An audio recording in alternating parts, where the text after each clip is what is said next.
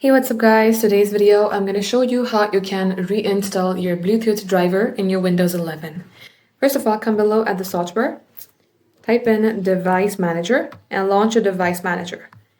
As I do that, what you have to do is locate your Bluetooth and expand it. Once you have expanded it, you will see your MediaTek Bluetooth. First of all, if you would like to reinstall, you're going to have to uninstall this, what you have right here. Select uninstall. Check the box that says attempt to remove the driver for this device and select uninstall.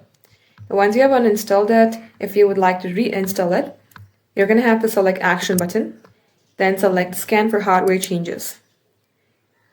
Now once this loads up, expand your Bluetooth again, and you might be able to see your Bluetooth right here. If you're not being able to see it, you're going to have to download it manually. So head over to your browser, type in your Bluetooth name, also type in your laptop's name. Once done, you're going to have to simply select the link. You will see various drivers here. All you have to do is click onto it and select download.